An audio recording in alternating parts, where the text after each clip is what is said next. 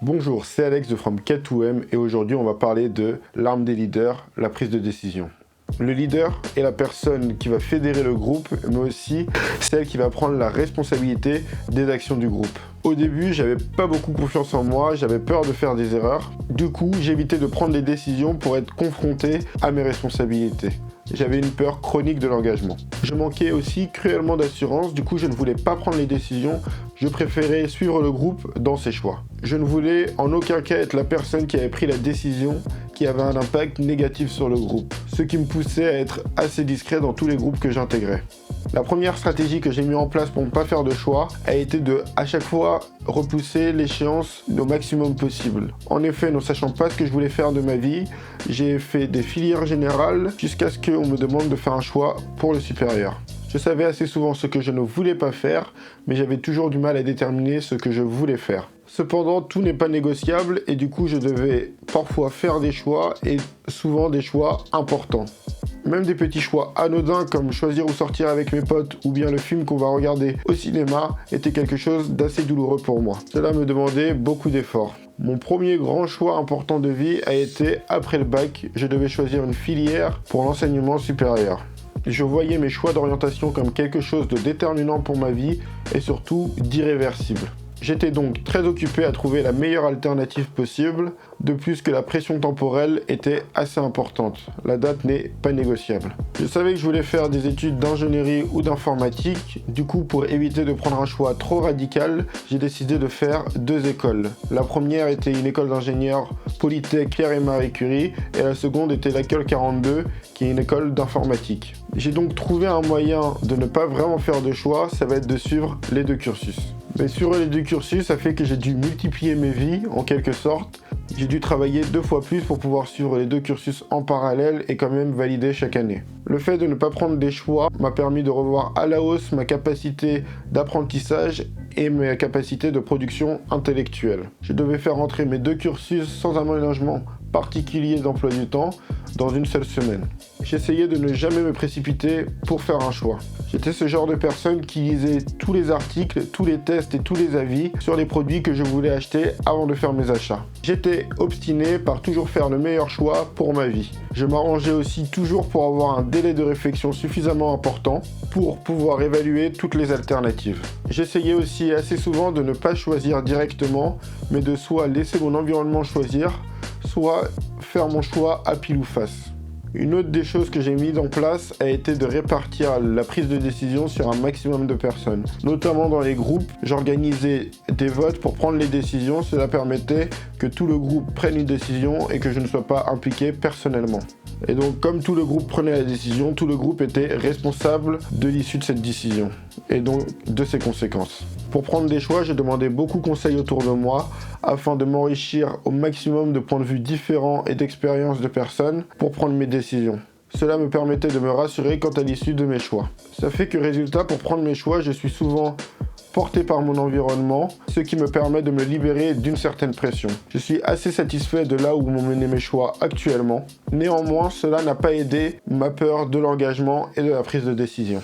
Je suis de plus en plus obligé de faire des choix car premièrement, j'atteins mes limites en termes de charge de travail. Je ne vais plus pouvoir m'ajouter du travail. Pour pouvoir avancer et faire de nouveaux projets, je suis maintenant obligé de renoncer à certains projets avec les conséquences que ça en entraîne. Notamment pour pouvoir travailler efficacement, j'ai dû arrêter mes études et arrêter de courir derrière un diplôme. Jusqu'à présent, j'ai toujours une peur chronique de l'engagement et cela n'a pas vraiment changé. Je n'ai fait aucun effort dans ce sens pour corriger ce problème dans ma vie. Il est peut-être temps de m'y atteler de manière un peu plus directe et un peu plus frontale. Je me rends compte que la stratégie de l'esquive dans la prise de décision n'est pas forcément la bonne solution. Même si cela m'a permis d'en tirer quelques avantages comme d'avoir un parcours assez riche et de cumuler différents emplois, ce qui a développé ma force de travail, je me rends compte que ce n'est pas une stratégie qui peut tenir sur le long terme.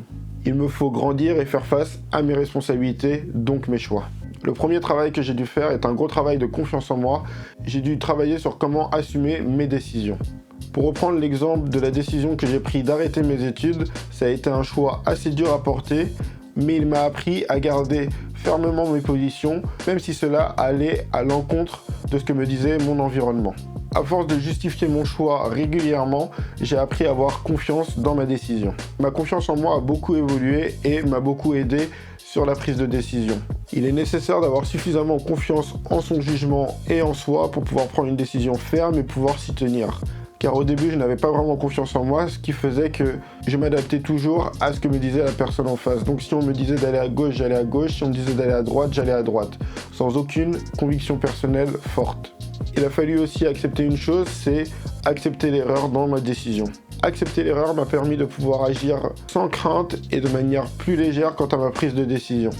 Ce n'est jamais ultra agréable de se rendre compte qu'on a fait une erreur dans la décision qu'on a prise, mais c'est toujours plus intéressant que de ne rien faire tétanisé par la peur. J'ai donc commencé à prendre des décisions et accepter le fait de me tromper, de pouvoir les corriger et de pouvoir faire mieux la prochaine fois.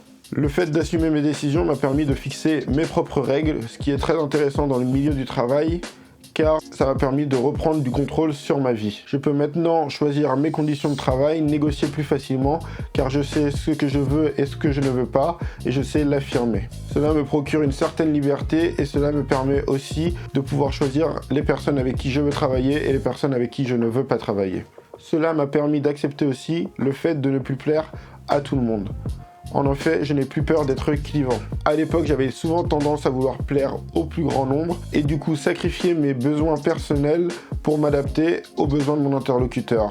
Maintenant, j'assume beaucoup plus qui je suis, ce qui me permet d'avoir les gens qui m'acceptent entièrement ou les gens qui ne veulent pas travailler avec moi. L'avantage est que je vais pouvoir faire le tri entre les personnes avec qui ça va bien se passer et les personnes avec qui ça se passerait de toute façon mal. Cela est vertueux pour le cadre de travail car ça nous permet d'être entourés que par des gens qui nous acceptent avec notre intégrité. Je sais toujours m'adapter et faire des concessions. Maintenant, j'ai le luxe de pouvoir renoncer à certains projets au profit d'une vie plus heureuse. Pendant longtemps, je me suis mis une grosse pression autour de mes choix, en pensant que certains choix me mèneraient dans des impasses. Finalement, ça n'a jamais été le cas. Alors bien sûr, il y a eu des hauts et des bas, des réussites et des échecs, mais il y a toujours eu une alternative ou un moyen de rebondir. Peu importe les décisions que je prends, je sais qu'il restera toujours une infinité de possibilités derrière. Si toi aussi tu veux partager ton rapport au choix et à la prise de décision, n'hésite pas à le faire en commentaire. Si tu veux réagir à mon histoire, tu peux aussi le faire. En attendant, tu peux mettre un like sous cette vidéo, partager à un maximum de monde, ça nous aide énormément. Et surtout, n'oublie pas de t'abonner en mettant la cloche pour recevoir toutes les notifications. C'était Alex de From K2M et à bientôt pour le million.